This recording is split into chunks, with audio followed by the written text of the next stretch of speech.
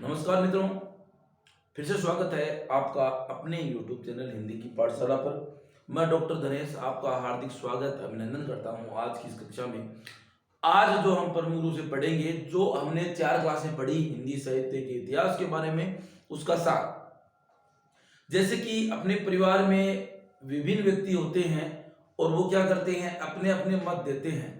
कोई भी कार्यक्रम हो या कोई भी चीज वो जब करते हैं, कोई भी योजना बनाते हैं, तो अपना अपना निर्णय वो देते हैं, अपना अपना सुझाव देते हैं, अपना अपना मत देते हैं। इसी प्रकार हिंदी साहित्य का इतिहास जब हम पढ़ते हैं तो विभिन्न जो विद्वान हैं, विभिन्न जो आलोचक हैं, विभिन्न जो प्रमुख रूप से हिंदी साहित्य इतिहास लेखन करता है, उन्होंने अपना अपना व्यू दिया, अपने अपना नजरिया रखा कि हिंदी साहित्य के इतिहास में ये हुआ और इस प्रकार से इसके अलग अलग काल बांट दिए। जैसे आदिकाल की बात करें तो आदिकाल को वीर गाथा काल कहा शुक्ल ने, साथ ही साथ जो हजारी प्रसाद द्विवेदी, जो अन्य कई लेखक हैं जिन्होंने प्रमुख रूप से इसको आदिकाल का नाम दिया।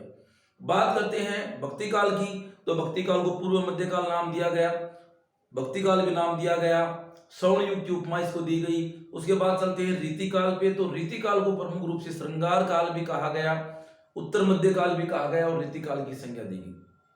बात करते हैं आधुनिक काल की, आधुनिक काल को नाम गद्य काल भी दिया गया, वर्तमान काल भी दिया गया, विभिन्न नाम है वो दे दिए गए।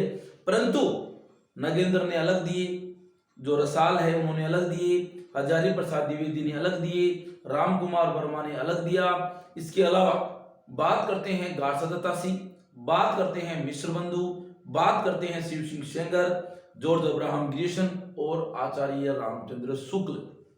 शुक्ल की भी मान्यताओं का खंडन हजारी प्रसाद द्विवेदी ने किया है, क्योंकि पूर्ण रूप से हाँ ऐसा मान सकते हैं कि बहुत सारे लोग हैं जिसमें एक सुपर मानना है, जिसको हमने प्रमुख रूप से ज्यादा एडोप्ट किया है, जिसके जो इतिहास ग्रंथ को हमने सबसे ज्यादा स्वीकार किया है, वो आचार्य रामचंद्र शुक्ल हो सकते हैं, परंतु वो 100% सही नहीं है। विभिन्न हमने प्रमुख रूप से 10 जो इतिहास ग्रंथ थे वो हमने पढ़े। सबसे पहले हम बात करते हैं गार्सदत्तासी की, जिन्होंने फ्रेंच भाषा में लिखा। उसके बाद है शिव सिंह सेंगर, जिनका इतिहास ग्रंथ था शिव सिंह सरोज। गार्सदत्तासी का जो पहले है उनका है इस्तवार दलाल लित्युत्तर हिंदुस्तानी। तीसरा जो इतिहास ग्रंथ है जॉर्ज अब्राहम ग्रीशन का the modern vernacular literature of northern Hindustan. चौथा जो इतिहास ग्रंथ मिश्र बंधु ने लिखा, मिश्र बंधु विनोद 1913 ईस्वी में।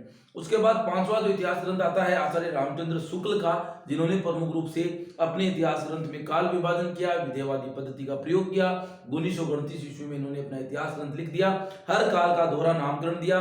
बात करते हैं आदिकाल को वीरगाथा काल नाम दिया। समय सीमा की बात करते हैं 1050 से 1375 विक्रमी संवत। बात करते हैं भक्ति काल की, दूसरा नाम दिया पूर्व मध्यकाल, जिसकी समय सीमा इन्होंने लिखी 1350 से लेकर के 1350 से लेकर के 1700 ईस्वी में रख करके इन्होंने क्या किया, विक्रमी संवत में अपना इतिहास ग्रंथ वो रखा है। बात करते हैं रीतिकाल की, तो रीतिकाल है इसकी समय सीमा इन्होंने लिखी 1700 से 1900 विक्रमी संवत। बात करते हैं आधुनिक काल की, आधुनिक काल को उन्होंने 1900 विक्रमी संवत से अब तक को माना है प्रमुख रूप से। उसके बाद जो इतिहास ग्रंथ हमने अन्य 5 इतिहास ग्रंथ लिखे या प्रमुख रूप से 2 देखे हैं, वो है रामशंकर शुक्ल रसाल। उसके बाद है हमने देखा प्रमुख रूप से हजारी प्रसाद द्विवेदी का, हमने देखा जॉर्ज जो आपके डॉक्टर गणपति चंद्र गुप्त हैं उनका।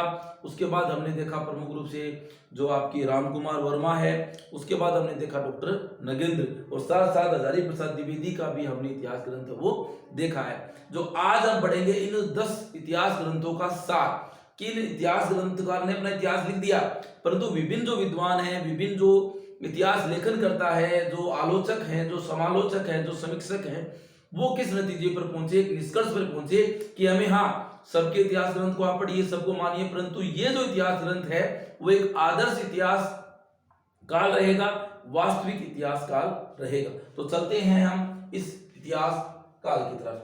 हिंदी साहित्य का वास्तविक व आदर्श काल, यानी ये जो इतिहास ग्रंथ है वो क्या है, वास्तविक है और आदर्श काल है।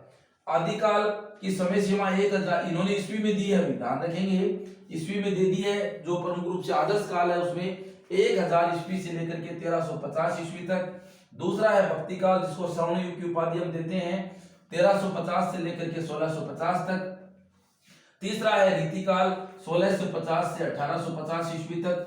और चौथा है इंपोर्टेंट काल, आधुनिक काल 1850 ईस्वी लेकर के अब तक। अब हम बात करते हैं आधुनिक काल का विभाजन भी हम विभिन्न प्रकार से करते हैं, विभिन्न कालखंडों के अंतर्गत करते हैं। पहला युग है भारतेंदु युग, जिसको पुनर्जागरण युग भी कहते हैं। जो इसके भारतेंदु जो हरिश्चंद्र हैं वो इसके जनक माने जाते हैं और इसका समय सीमा है 1850 से 1900 ईस्वी। 2 नंबर पे द्विवेदी युग, जिसको हम प्रमुख रूप से जागरण सुधार काल या परिष्कार काल भी कह सकते हैं। जो हमारे महावीर प्रसाद द्विवेदी हैं उनके नाम पर ये चलता है। 1900 से लेकर के 1920 यानी 20 वर्ष तक का समय माना जाता है। इसमें प्रमुख रूप से राष्ट्रकवि मैथिली शरण गुप्त का उदय हुआ, जो कवि सम्राट है हरिओध जी उनका उदय हुआ। सरस्वती पत्रिका है उसका 1903 में संपादन कार्य जो प्रमुख रूप से इसने संभाला, महावीर प्रसाद द्विवेदी ने संभाला और प्रमुख रूप से सरस्वती के माध्यम से सुधार करते हुए अपने इतिहास ग्रंथ को के माध्यम से उन्होंने इतिहास जो लेखक है या प्रमुख रूप से जो हिंदी के गद्य और पद्य लेखक है उनको परिष्कार करते हुए अपना काल वो लिखा। छायावाद, प्रसाद पंत निराला, क्योंकि इसके 4 प्रवर्तक माने जा सकते हैं, जयशंकर प्रसाद, सुमित्रानंदन पंत, सूर्यकांत त्रिपाठी निराला और साथ में महादेवी वर्मा। परंतु महादेवी वर्मा को लघुत्रयी जो हमने कल बात की थी, जो 3 है भगवती चरण वर्मा और राम कुमार वर्मा और महादेवी वर्मा, जो लघुत्रयी जो कवि है वो माने जाते हैं। वो 3 ये बड़े बृहत्तरी कवि माने जाते हैं। और वैसे 4 आधार स्तंभों की बात करें तो 3 तो ये हो जाएंगे और महादेवी वर्मा आ जाएंगे। 1920 से लेकर 1936 ईस्वी समय सीमा। उसके बाद प्रगतिवाद, प्रगतिवादी कुछ तो लोग कौन हो गए थे, जो छायावादी काल के जो जैसे निराला जी हैं ये प्रमुख रूप से प्रगतिवादी हो गए थे। इसको साम्यवादी युग भी कहते हैं। जो कार्ल मार्क्स का साम्यवाद है वो प्रगतिवाद के समानांतर चलता है। 1936 से लेकर के 1943 इसकी समय सीमा है। अगला है प्रयोगवाद, प्रयोगवाद जिसको हम तार सप्तक युग भी कहते हैं, अज्ञ युग भी कहते हैं। अज्ञ इसके जनक हैं।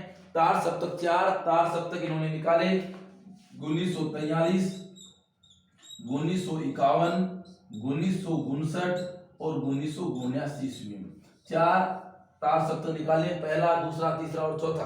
पहले तार सप्तक के नाम से जानेंगे पहले को, ये दूसरा हो जाएगा। और 7 कवियों का समूह था जिन्होंने अपने लेखन कार्य को प्रमुख रूप से लिखा। 1943 से 1953 का यह समय माना जाता है। और आधुनिक काल में जो अंतिम है वो है नव लेखन काल, या जिसको हम नई कविता या साठोत्तरी कविता के अंतर्गत भी डाल देते हैं, जो प्रमुख रूप से 1953 से लेकर के अब तक का माना जाता है। इसके बाद नवलेखक काल के बाद या नई कविता के बाद अन्य कुछ कवियों ने नई कविता, सहज कविता, साम्यवादी कविता, जनवादी कविता, इस प्रकार से अनेक जो काल है वो अनेक खेमों में आकर के जो कविता है वो काव्य वो बंटे गया था। ये जो काल विभाजन है ये प्रमुख रूप से आदर्श और वास्तविक काल विभाजन है। सभी जो इतिहास ग्रंथ जिन्होंने लिखे ये अपना काल विभाजन का इसका एक सार है और इस इतिहास ग्रंथ को इस सर्व मान्यता है वो मिली है। सभी जो लेखक है वो सहर्ष स्वीकार करते हैं। किताबों में इसी प्रकार से लेखन हमें देखने को मिलता है।